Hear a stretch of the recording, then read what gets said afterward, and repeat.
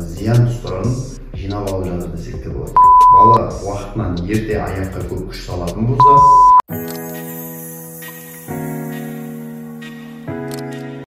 қазіргі балалардың тіпті 90-100% дей берейік, барлығы ходунокты қолданып жатады. Ходунок өз кезегінде балаға зиян ба, пайда ма, ол баланың ерте жүруіне, ерте еңбектеуіне пайдасын тигізе ма деген сұрақты талқылағым келіп отыр. Бүгінгі біздің яғни талқылайтын тақырыбымыз балаға ходунок зиян ба, немесе пайдалы ма? Жалпы ходунок деген дүние не үшін пайда болған?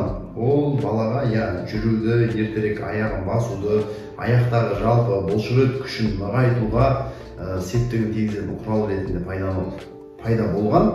Бірақ көптеген аналар бұл ходунокты ерте пайдалану, ерте баланы ходунокқа отырғызу арқылы зиян тұстарын жинап алып жатыр десек те болады. Яғни неге зиян? Бірінші кезекте балада туылған кезде белгілі айға дейін ұршықтары дамымайды, сүйектердің жалғыз байламы, бұлшықеттердегі әлсіздік және буындардағы жалпы сүйектердің арасындағы сіңірлердің дұрыс дамымауына байланысты бала уақытынан ерте аяққа көп күш салатын болса, ерте әрекет жасайтын болса және аяғын ерте жерге нық басатын болса, ол түрлі зиян тұстарға алып келеді. Оның негізгісі баладағы ұршықтың дамымауы, сүйек деформациясы және де бізде айтып жатамыз, вальгусная стопа деп айтып жатады. Яғни аяғын бір шетке қарай қисық басуы.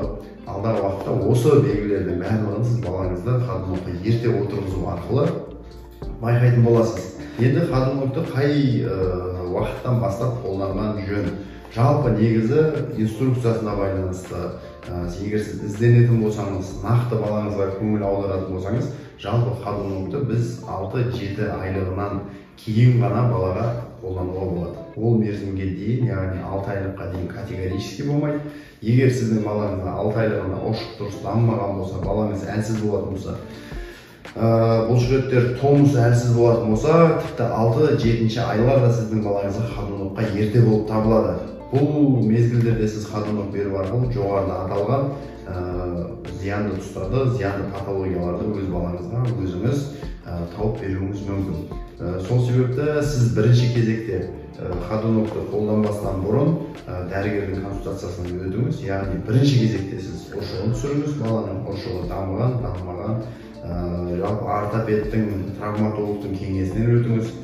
Баладағы сустақтар, буындар, тізе буыны, жалпы табаны, барлығы өзінің жасына сай, мерзіміне сай, ешқандай патологиясыз дамып жатқанына көз жеткізсеңіз, және сіздің балаңыз еркін отыратын болғаннан кейін ғана сіз ходунокты қолданғаныңыз жөн. Ходунок көп дәрігерлер айтып жатады, ходунок зиян, ходунок болмайды, ходунокты мүлдем қолданбаңыз. Тура бесік сияқты, бесік болмайды деген сияқты. Жоқ, болады, бірақ бәр нәрсе өзінің уақытымен, өзінің мезгілімен, өзінің нұсқаулығымен егер сіз пайдаланатын болсаңыз, ешқандай зияны жоқ ходунокты. Яғни түйін, егер сіз осы видеоны көру арқылы өз сауаттылығыңызды арттырсаңыз, балаңыздың денсаулығына алаңдасаңыз, уақытылы ортопедтің, дәрігерлердің, педиатрдың кеңесінен өтсеңіз және балаңыздың жалпы дамуы жасына сай болып жатса, уақытымен отырып, уақытымен басын ұстап, уақытымен жан-жақты фиксациялап, уақытымен аунап, барлық дамуы өзінің физиологиялық қалпына сай болатын болса, 6-7 айлығынан кейін ходунокты қолдана беріңіз.